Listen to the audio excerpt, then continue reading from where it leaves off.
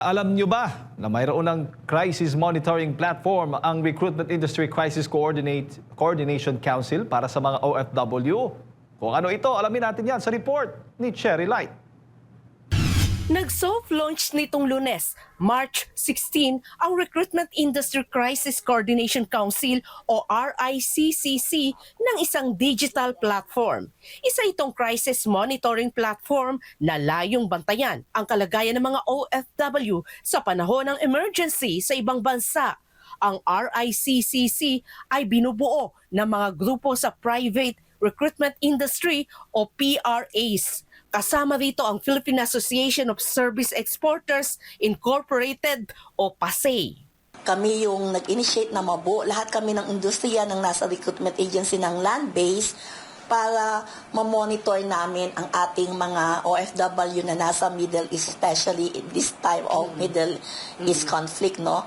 So, gumawa kami nito sa tulong ng isang platform. Nakipag-ugnayan ang RICCC sa Crisis Ops para ilunsad ang SAFE platform. Sa digital system na ito, maaaring mag-check-in ang mga OFW para ipaalam kung sila ay ligtas. Dahil sa platform, makikita agad ng mga recruitment agency ang lagay ng kanilang mga ipinadalang manggagawa.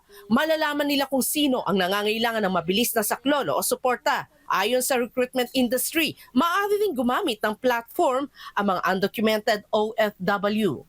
Target ng industriya na gamitin ang system na ito sa lahat ng uri ng krisis o banta sa kahit anong bansa na may mga OFW. The initial actually is for this Middle East conflict.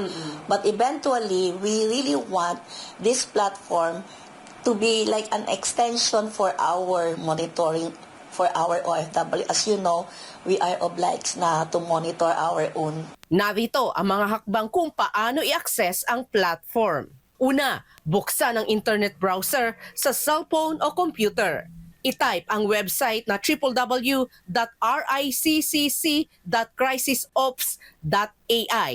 Sa homepage, hanapin ang safety check o check-in button. Ilagay ang pangalan, lokasyon, recruitment agency at contact details. Piliin kung ikaw ay ligtas, nangangailangan ng tulong o nasa emergency.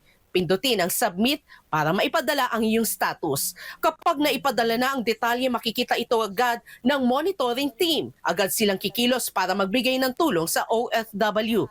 Makikipagtulungan din ang mga recruitment agency sa Department of Migrant Workers para sa mga kailangang iuwi sa Pilipinas.